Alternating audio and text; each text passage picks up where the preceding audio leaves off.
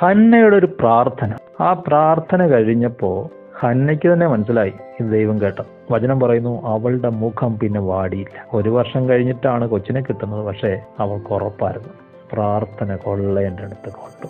യോഹന്നാൻ പറയുന്നു, യേശുവിൻ്റെ മാറത്ത് ചാരിക്കിടന്ന ഹൃദയത്തിന്റെ പൾസ് അറിയാവുന്നവൻ പറയുന്നു, നമ്മൾ അവൻ ഇഷ്ടപ്പെട്ടത് ചോദിച്ചാൽ അത് കിട്ടിയെന്ന് ഉറപ്പിച്ചോളാൻ.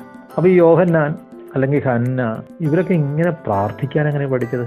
ഇവരുടെ സാഹചര്യങ്ങളാണ് ഇവരെ കൊണ്ട് പ്രാർത്ഥിപ്പിച്ചത്. ഹന്നയുടെ പ്രതിയോഗി, അവളെ ഇൻസൾട്ട് ചെയ്യാൻ ദൈവം ഒരാളെ വെച്ചു. ഒപ്പം തന്നെ ഇവൾക്ക് കുഞ്ഞിനെ കൊടുത്തുമില്ല. അവൾക്കൊരു 4-5 പിള്ളേരെയും കൊടുത്തു, ആൺപിള്ളേരെയും പെൺപിള്ളേരെയും കൊടുത്തു. ഇവൾക്ക് മക്കളുമില്ല. ആ നിന്ന സഹിക്കുക. അപ്പോൾ ഒരു മനുഷ്യന് കർത്താവ് നിന്ന കൊടുക്കുന്നത്, ഇല്ലായ്മ കൊടുക്കുന്നത്, ശൂന്യത കൊടുക്കുന്നത് തകർക്കാനല്ല, ചിലത് പഠിപ്പിക്കാനാണ്. ഇവള് പ്രാർത്ഥിക്കാൻ പഠിച്ചു. സദൃശ്യവാക്യങ്ങൾ പറയുന്നു, മനുഷ്യന് മൂർച്ച കൂട്ടും. നിങ്ങൾക്ക് വിദ്യാഭ്യാസം ഇല്ലായിരിക്കാം, കഴിവില്ലായിരിക്കാം, കോൺഫിഡൻസ് ഇല്ലായിരിക്കാം, സാമ്പത്തികം ഇല്ലായിരിക്കാം, പക്ഷെ കർത്താവിലേക്ക് വന്നാൽ ദൈവം ഉടനെ നിങ്ങളെ പൊക്കി ഒരു പൊസിഷനിലേക്ക് ഇരുത്തുകയല്ല. ദൈവം ചില സാഹചര്യങ്ങളിലൂടെ നടത്തും. നിങ്ങളുടെ സ്പിരിച്വൽ മസിൽസിനെ ബലവത്താക്കും. ഇപ്പൊ ജോസഫിനെ അവന് സ്വപ്നമുള്ളവനല്ലേ, അവനെ ഉടനെ പിടിച്ച് പ്രധാനമന്ത്രിയാക്കിയില്ല.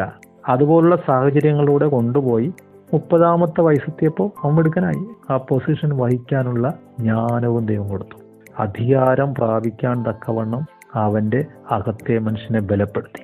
യുദ്ധമറിയാത്ത ഇസ്രായേൽ മക്കളെ യുദ്ധം പഠിപ്പിക്കാൻ വേണ്ടി ചില ജാതികളെ ദൈവം നിർത്തിയിരുന്നു. അപ്പോൾ ജോലി മണ്ഡലത്തിലോ വിദ്യാഭ്യാസത്തിലോ സ്കൂളിലോ കോളേജിലോ നാട്ടിലോ വീട്ടിലോ പ്രതികൂലങ്ങൾ ബുദ്ധിമുട്ടുകൾ വന്നാൽ ഭാരപ്പെടരുത്.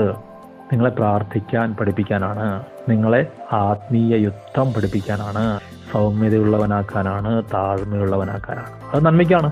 നിങ്ങൾ വാഴേണ്ടവരാണ്, അനേകർക്ക് അനുഗ്രഹമാകേണ്ടവരാണ്. നിങ്ങളെ ഉപദ്രവിച്ചവരെ പിന്നീട് അനുഗ്രഹിക്കുന്ന നിലയിലേക്ക് നിങ്ങളെ മാറ്റും.